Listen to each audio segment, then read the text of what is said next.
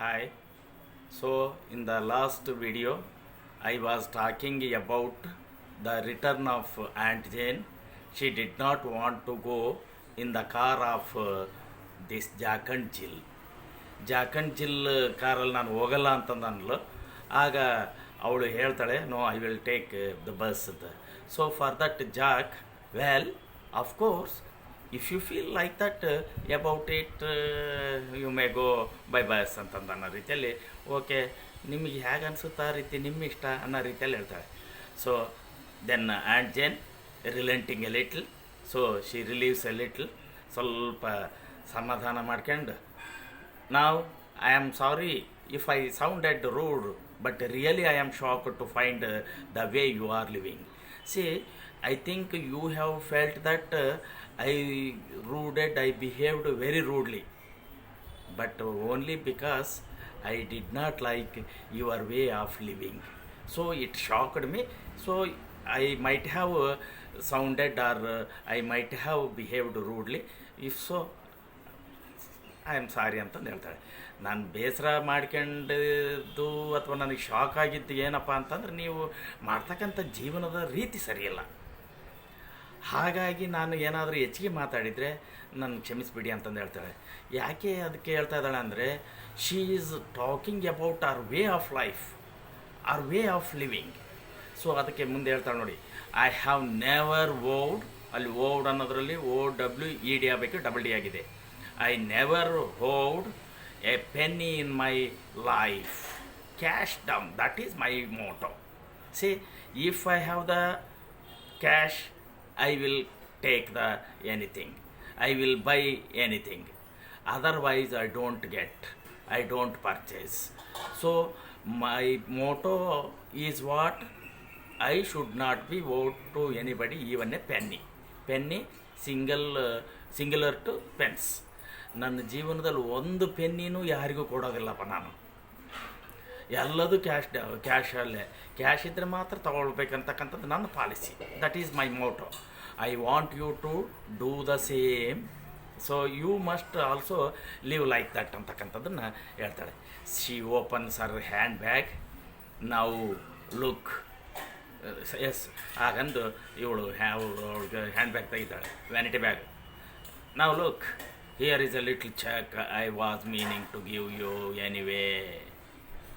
So anyway, ಇನ್ನೊಂದು cheque ಕೊಡ್ತೀನಪ್ಪ, ನನಗೆ ನಿಮ್ಮ ಪರಿಸ್ಥಿತಿ ನೋಡಿದ್ರೆ, so I feel that I should give one more cheque to you ಅಂತಂದು she is going to give one more cheque. Then she hands it to Jill. Suppose you take it and pay off just one of your bills, so that you can say that one thing at least really belongs to you. ಎಷ್ಟು beautiful ಆಗಿ ಹೇಳ್ತಾಳೆ ಇವಳು.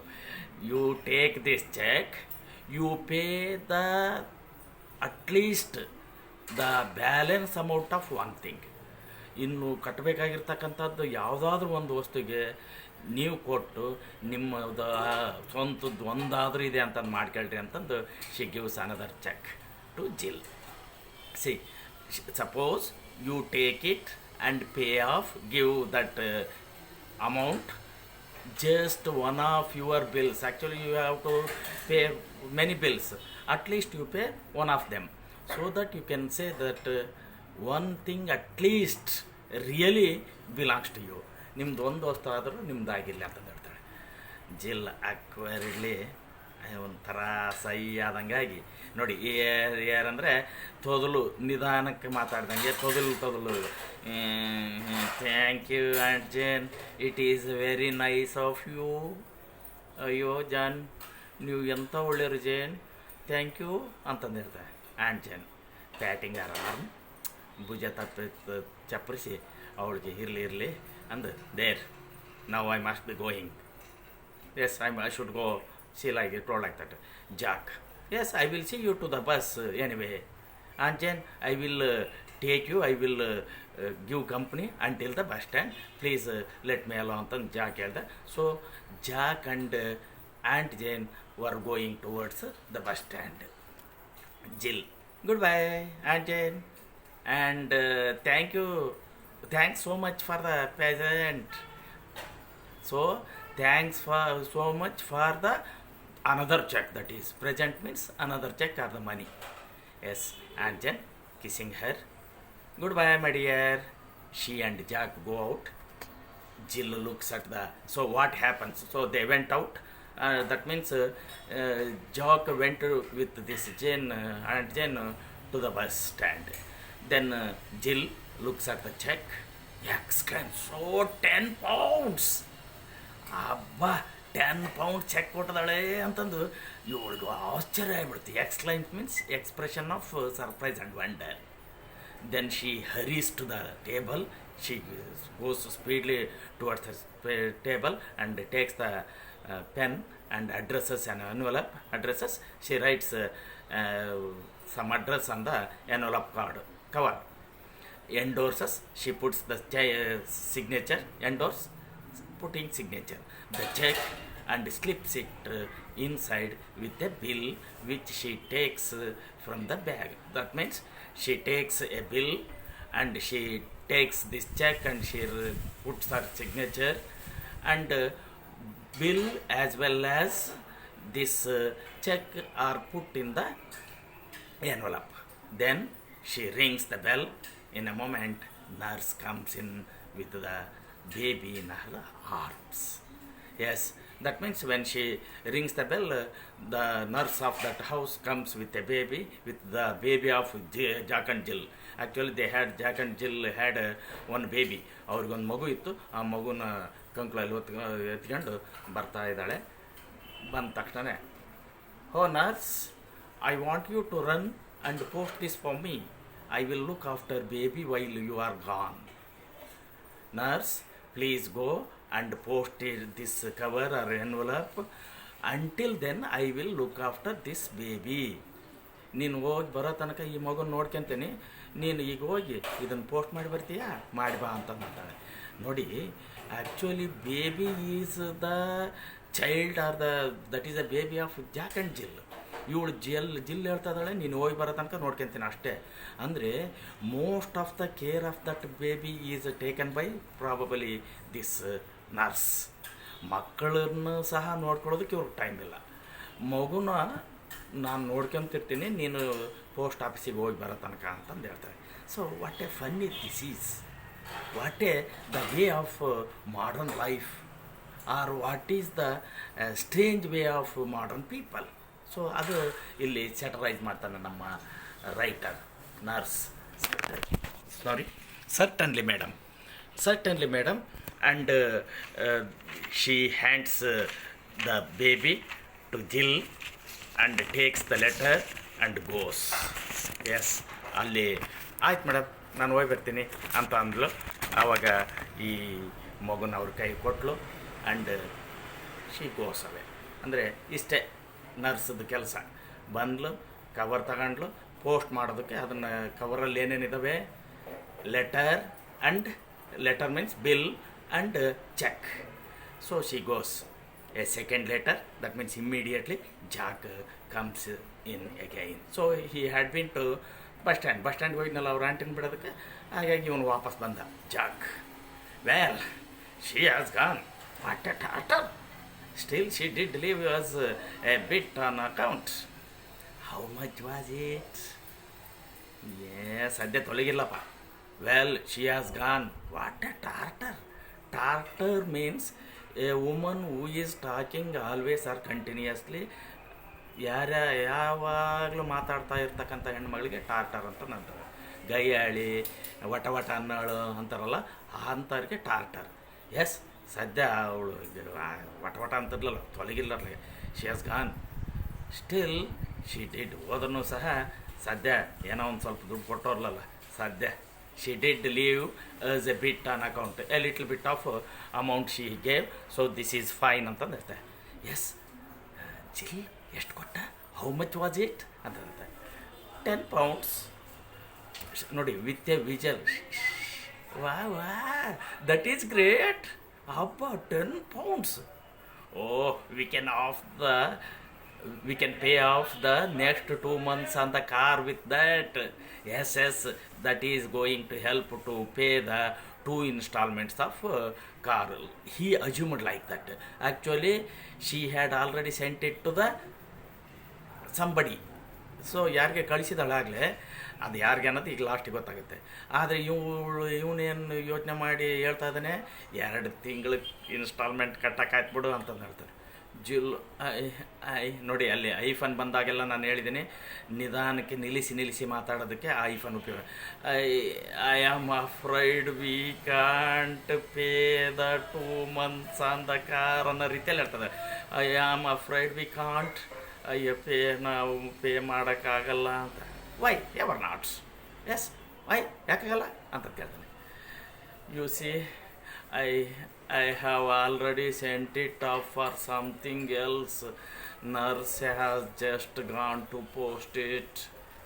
Actually, I have sent for something already. That check is taken by the nurse to post it. Already post ಮಾಡೋದಕ್ಕೆ nurse ಹೋಗಿಬಿಟ್ಟಿದ್ದಾಳೆ, ಅದನ್ನು ಬೇರೆದು ಕೊಟ್ಬಿಟ್ಟಿದ್ದೀನಿ ಅಂತ. Well, that is all right. We have you sent it to ಯಾರಿಗೆ ಕಳಿಸಿದ ಮತ್ತೆ ಅದನ್ನು ಯಾರಿಗೆ ಅಂತಂದಂತೆ. Doctor Martin what on earth possessed you to do that. ಯಾಕೆ ಅವನಿಗೆ ಕಳಿಸಿದೆ? ನಿನಗೆ ಏನು ತಲೆ ತುಂಬಿದೆ? ಹೋಗಿ ಅವನಿಗೆ ಯಾಕೆ ಅವನಿಗೆ ಕಳಿಸಿದೀಗ ಅಂತಂದ್ರೆ, nearly she is going to weep. ಇನ್ನೇನು ನಿಯರ್ಲಿ ಇನ್ ಟೀಯರ್ಸ್ ಮೀನ್ಸ್ ಇನ್ನೇನು ಹತ್ತ ಬಿಡ್ತಾಳೆ ಅನ್ನೋದು ರೀತಿಯಲ್ಲಿ.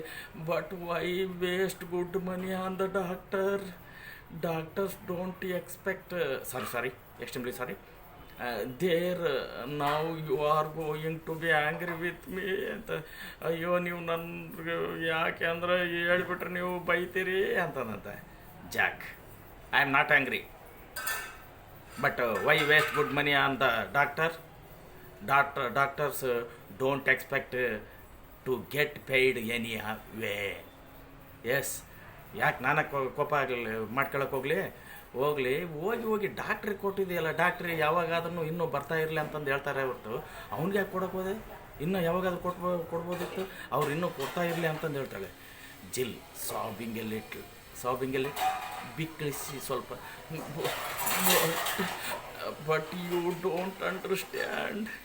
ಆದರೆ ನೀವು ಇದನ್ನು ಅರ್ಥ ಮಾಡ್ಕೊಳ್ಳಲ್ಲಿ ಯಾಕೆ ಕಳಿಸಿದ್ದೀನಿ ಅಂತಂದು ಅಂಡರ್ಸ್ಟ್ಯಾಂಡ್ ವಾಟ್ ಅಂತಂದು ಇವನು ಜಿಲ್ ಅಂತ ಏನು ಅರ್ಥ ಮಾಡ್ಕೊಳ್ಳೋದು ಅಂತಂದು ಹೇಳ್ತಾರೆ. Why just 1 more installment and baby is really ours. ಯಾಕೆಂದರೆ ಇನ್ನೊಂದೇ ಒಂದು ಇನ್ಸ್ಟಾಲ್ಮೆಂಟ್ ಕಟ್ಟಿಬಿಟ್ರೆ ಮಗು ನಮ್ಮದಾಗಿಬಿಡುತ್ತೆ. ಬೇಬಿ ಈಸ್ ರಿಯಲಿ ಅವರ್ಸ್ ಅಂತಕ್ಕಂಥದ್ದು ನೋಡಿ ಕ್ಯಾಪ್ಸಲ್ಲಿದೆ. ಇಲ್ಲಿ ವಿಡಂಬನಾತ್ಮಕವಾಗಿ ಹೇಳೋದಕ್ಕೆ ಆ ರೀತಿ ಹೇಳ್ತಾ ಇದ್ದಾನೆ ನಮ್ಮ ಪ್ಲೇ ರೈಟ್. ಎಸ್, ಇನ್ನೊಂದೇ ಒಂದು ಇನ್ಸ್ಟಾಲ್ಮೆಂಟ್ ಕಟ್ಟಿಬಿಟ್ರೆ ಆ ಮಗುನೂ ನಮ್ಮದಾಗಿಬಿಡುತ್ತೆ ಅಂತ ನಮ್ಮ ಸ್ವಂತದ್ದಾಗುತ್ತೆ. Really ours. She is holding out the infant. ಆ ಮಗುನ ಎತ್ಕೊಂಡು ಎ ಲಿಟ್ಲ್ ಪೆಥಾಟಿಕಲಿ ದುಃಖದಿಂದ ಬೇಸರದಿಂದ ಆ ಮಗುನ ಎತ್ಕೊಂಡು ದೆನ್ ಆ ಮಗು ಹಂಗೆ ಆ ಮಗುನ ಎತ್ಕೊಂತ ಹೇಳ್ತಾ ಇದ್ದಾಳೆ, ಬೇಬಿ ಈಸ್ ರಿಯಲಿ ಅವರ್ಸ್, ನಮ್ದಾಗಿಬಿಡುತ್ತೆ ಅಂತಂದಾಳೆ. ಅಂದರೆ ನೀವು ಅರ್ಥ ಮಾಡ್ಕೋಬೇಕು, ಬಹುಶಃ ಬೇಬಿನೂ ಸಹ ಇನ್ಸ್ಟಾಲ್ಮೆಂಟ್ ಮೇಲೆ ತಂದಿರಬೇಕು. ಇಲ್ಲ ಬೇಬಿಗೆ ಏನು ಖರ್ಚು ಮಾಡಿದ್ದಾರೆ ಮೆಡಿಸಿನ್ಸು ಅಥವಾ ಡಾಕ್ಟರ್ ಫೀಸ್ ಅವೆಲ್ಲವು ಅವು ಸಹ ಇನ್ಸ್ಟಾಲ್ಮೆಂಟ್ ಮೇಲೆ ಇದ್ದಾವೆ. ಬಹುಶಃ ಡಾಕ್ಟರ್ ಮಾರ್ಟಿನ್ ಅಂತಕ್ಕಂಥವನು ಬಹುಶಃ ಅವ್ರ ಫ್ಯಾಮಿಲಿ ಡಾಕ್ಟರ್ ಅವನು ಬಹುಶಃ ಹೇಳಿರ್ಬೇಕು, ನೋಡ್ರಿ ನೀವು ಫೀಸ್ ಕೊಡ್ತಾ ಇದ್ದರೆ ಅಥವಾ ದುಡ್ಡೇನಾದರೂ ಕೊಡಬೇಕಾಗಿರೋದು ಇದ್ದರೆ ನೀವು ಎಲ್ಲಿ ತನಕ ತೀರ್ಸಲ್ವೋ ಅಲ್ಲಿ ತನಕ ಮಗು ನಮ್ಮದಾಗಿರುತ್ತೆ ಅಂತಂದು. ಆದ್ದರಿಂದ ಆ ಮಗುನೂ ಸಹ ಇನ್ಸ್ಟಾಲ್ಮೆಂಟ್ ಮೇಲೆ ಇವರು ತಗೊಂಡ ಹಾಗೆ. In this way actually what we C the play is very interesting and humorous, isn't it? ಇದೊಂಥರ ತಮಾಷೆ ಆಗಿಲ್ವಾ? ಯಾಕೆ? So to sum up in very simple story is very simple. It is about a young couple, Jack and Jill. Jack works in an office. Jill works in the house as a housemaker. So of course the house of Jack and Jill is well furnished, no doubt. Howda? But they have purchased all those things only in installments. So when Jane had come there, she is shocked the way of their life, and she came to know, she understood the truth, all the purchased things only in installments. So why of course ಹಾಗೆ ತಂದು ಇಟ್ಕೊಂಡಿದ್ದೂ ಪರವಾಗಿರಲಿಲ್ಲ, ಆದರೆ ಅವರು ಏನು ಇತಿಮಿತಿ ಇತ್ತು ಅದಕ್ಕಿಂತ ಹೆಚ್ಚಿಗೆ ಇವರು instalment ಸಾಲ ಮಾಡ್ತಾಯಿದ್ರು ಅಥವಾ ಇನ್ಸ್ಟಾಲ್ಮೆಂಟ್ ಕಟ್ಟಬೇಕಿತ್ತು. So Jack salary is how much? Around 6 pounds a week, but is expense more than 7 pounds. So what was there? Income was less, expense was more. ಅವರು ವೇ ಆಫ್ ಲೈಫ್ ಏನು ಅಂತಂದರೆ, ಅವರ ಏನು income ಇತ್ತು, ಅವ್ರಿಗೆ ಬರ್ತಕ್ಕಂಥ ಸಂಬಳ ವರಮಾನ ಏನಿತ್ತು ಅದಕ್ಕಿಂತ ಹೆಚ್ಚಿಗೆ ಅವ್ರ ಖರ್ಚಿತ್ತು. ಸೊ ಈಗ ಏನಾಗಿದೆ ಅಂತ ಅಂದರೆ, today usually people by most of things in instalments, isn't it? So most of things in installments means they think that actually that is the life, they can enjoy these things with the modern things even though it is installment. So in this way ಅದನ್ನು ಸಾಲನ ಹೇಗೆ ಕಂತ ಹೇಗೆ ಕಟ್ಟೋದು, ಅದನ್ನು ತಂದು ಮಜವಾಗಿರೋದಕ್ಕೆ ಇಷ್ಟಪಡ್ತಾರೆ ಹೊರತು they don't think of the real practical life.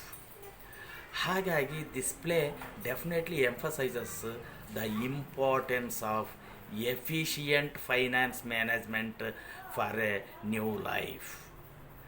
Efficient finance management ಅಂತಕ್ಕಂಥದ್ದು ಹೇಗೆ ಜೀವನ ಮಾಡಬೇಕಂತಂತ ಅಂದರೆ, ಆ ದುಡ್ಡು ಹೇಗೆನ್ನ ಬ್ಯಾಲೆನ್ಸ್ ಮಾಡಬೇಕು, ಎಷ್ಟು ಬರುತ್ತೆ, ಎಷ್ಟು ಖರ್ಚು ಮಾಡಬೇಕು, ಎಷ್ಟು ಉಳಿತಾಯ ಮಾಡಬೇಕಂತಕ್ಕಂಥದ್ದು ಗಂಡ ಹೆಂಡತಿ ಗೊತ್ತಿದ್ದರೆ ಮಾತ್ರ ಅಂಥ ಜೀವನ ಚೆನ್ನಾಗಿರುತ್ತೆ. ಎಸ್ಪೆಷಲಿ ಹೆಣ್ಮಕ್ಳಿಗೆ ಇದಕ್ಕೆ ಚೆನ್ನಾಗಿ ಗೊತ್ತಿರಬೇಕು. ಇಲ್ಲದೇ ಇದ್ದರೆ ಡೆಫಿನೆಟ್ಲಿ ಯೂಶುವಲಿ ಅಂಥ ಸಂಸಾರಗಳು, ಅಂಥ ಫ್ಯಾಮಿಲಿಗಳು ಹ್ಯಾಪಿಯಾಗಿರೋಕ್ಕೆ ಸಾಧ್ಯ ಇಲ್ಲ ಅಂತಕ್ಕಂಥದ್ದನ್ನು ನಮ್ಮ ಪ್ಲೇ ರೈಟ್ ಸೆಡ್ರಿಕ್ ಮೌಂಟ್ ಹೇಳ್ತಾನೆ. Like this what is going to do, he satirises, ನಮ್ಮ playwright satirises people's addiction for buying things in instalments. So ಏನು ಬೈಯಿಂಗ್ ಥಿಂಗ್ಸ್ ಇನ್ಸ್ಟಾಲ್ಮೆಂಟ್ಸ್? ಸೊ ನಿಮಗೆ ಗೊತ್ತಿರಬೇಕು, ಇತ್ತೀಚಿನ ದಿನಗಳಲ್ಲಿ ಎಷ್ಟನ್ನು ಖರ್ಚಾಗಲಿ ಇನ್ಸ್ಟಾಲ್ಮೆಂಟ್ ಕೊಡ್ತಾರೆ ಅಂತ ಅಂದರೆ ಯೂಶ್ವಲಿ ಅವ್ನು ತಗೊಂಬಂದುಬಿಡ್ತಾರೆ, ಆಮೇಲೆ ಅದನ್ನು ಕಟ್ಟೋದನ್ನು ಯೋಚನೆ ಮಾಡಲ್ಲ. ನೋಡಿ, ಈಗ ಒಂದು ಮನೆಯಲ್ಲಿ ಒಂದು 5-6 ವಸ್ತುಗಳು ಇನ್ಸ್ಟಾಲ್ಮೆಂಟಲ್ಲಿ ತಗೊಂಡು ಬಂದ್ರೆ ಅಂದರೆ ಅದೆಲ್ಲದು ಸೇರಿದರೆ ಹೆಚ್ಚು ಕಡೆ 30-40 ಸಾವಿರ ರೂಪಾಯಿ ಬರೀ ಕಟ್ಟೋದೇ ಆಗ್ತಾಯಿರುತ್ತೆ.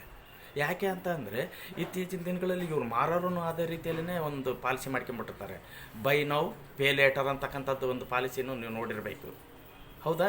ಸೊ ಆ ರೀತಿ ಈ ಜನಗಳೂ ಸಹ ಹೇಗಿದ್ದರೂ ಕೊಡ್ತಾರೆ ಅಂತಕ್ಕಂಥದ್ದು, ಐ ಮೀನ್ ಹೇಗಿದ್ದರೂ ಕೊಡ್ತಾರೆ ಅಂತಂದು ಇವರು ತೊಗೊಂಡ್ಬಿಡ್ತಾರೆ. ಮಾರೋರು ಸಹ ಮುಂದೆ ಯಾವಾಗಾದ್ರೂ ವಸೂಲಿ ಮಾಡಿದ್ರೆ ಬಡ್ಡಿ ಸಮೇತ ಸಂದರ್ಭ ಬಂದರೆ ಅವ್ರನ್ನು ಕೊಟ್ಟು ಬಿಡ್ತಾರೆ. ಹಾಗಾಗಿ ಮಾಡರ್ನ್ ವೇ ಆಫ್ ಲೈಫು ಸರಿ ಇಲ್ಲ, ಅಲ್ಲಿ ಫೈನಾನ್ಷಿಯಲ್ ಮ್ಯಾನೇಜ್ಮೆಂಟ್ ಚೆನ್ನಾಗಿರ್ಬೇಕಂತಕ್ಕಂಥದ್ದನ್ನು ಹೇಳ್ತಾನೆ. So in this way we may say that this is A fine comedy, especially it is very relevant today. ಹೌದಾ? ಇವತ್ತಿನ ದಿನಕ್ಕೆ ಈ ಪ್ಲೇ ಅಂತಕ್ಕಂಥದ್ದು ಭಾಳ ಪ್ರಸ್ತುತವಾಗಿದೆ. ನಾನು ಯಾಕೆ ಹೇಳ್ತಾ ಇದ್ದೀನಿ ಅಂತ ಅಂದರೆ, ಇದನ್ನು ಸುಮ್ಮನೆ ಏನೋ ಒಂದು ಸ್ಟೋರಿ ಕೇಳೋದಕ್ಕೆ ನಿಮ್ಗೆ ಇಟ್ಟಿಲ್ಲ. ನೀವು ಜೀವನದಲ್ಲಿ ಹೇಗೆ ಒಂದು ಫ್ಯಾಮಿಲಿಯನ್ನು ಮೇಂಟೈನ್ ಮಾಡಬೇಕಂತಕ್ಕಂಥದ್ದನ್ನು ಸಹ ಇದರಲ್ಲಿ ಹೇಳಿದ್ದಾರೆ. ಸುಮ್ಮನೆ ಅವನು ಗಂಡ ಸ್ವಲ್ಪ ದುಡ್ಡು ಇದ್ರೇನು ಬಿಟ್ಟರೆ ತಂದು ಹಾಕು ಅಂತಂದು ನೀವು ಪೀಡ್ಸೋದಲ್ಲ ಅನ್ನೋದನ್ನು ಇಂಡೈರೆಕ್ಟಾಗಿ ಹೇಳ್ತಾರೆ. Okay, so in this way so we may say that this play is very remarkable and relevant today. So it is a satire, it is a comedy. So in the same way I told you almost the complete story. You might have understood properly ಅರ್ಥ ಆಗಿದೆ ಅಂತಂದು ಅನಿಸುತ್ತೆ. ಅದಕ್ಕೆ ನೋಡಿಲ್ಲಿ the never never next ಅಂತಕ್ಕಂಥದ್ದನ್ನು next ಸಹ ಬಹುಶಃ ಅಂತಂದು ಹೇಳೋಕ್ಕಾಗಲ್ಲ ಇವ್ರ ಮನೇನ ಅನ್ನೋದನ್ನು, ಗೂಡು ಪಕ್ಷಿಗಳ ಗೂಡು ಅಂತಂದು ಸಹ ಹೇಳೋಕ್ಕಾಗಲ್ಲ. ಆ ಮಟ್ಟಿಗೆ ಈ ಇವ್ರ ಮನೆ ಅನ್ನೋದನ್ನು ನಮ್ಮ Cedric Mount the playwright ವಿಡಂಬನಾತ್ಮಕವಾಗಿ ಈ ಪ್ಲೇಯನ್ನು ಚಿತ್ರಿಸಿದ್ದಾನೆ. Okay, so I wanted to explain some annotations on this. So here are some annotations and such other things. You read these annotations. Already ಕೆಲವೊಂದು ಟಿಕ್ ಮಾಡಿದ್ದೀನಿ. ನಿಮಗೆ ಅಕಸ್ಮಾತ್ ಏನಾದರೂ ಇದರಲ್ಲಿ ಗೊತ್ತಾಗದೇ ಇದ್ದರೆ so I will explain these things in next video, how to write annotations especially in the plays for the fourth semester. Okay, so with this I want to wind up this class, especially the never nest. I am going to conclude this play, so I will come in front of you to talk about this comprehension and annotations on the play in the next video. Okay, thank you very much. Have a nice day.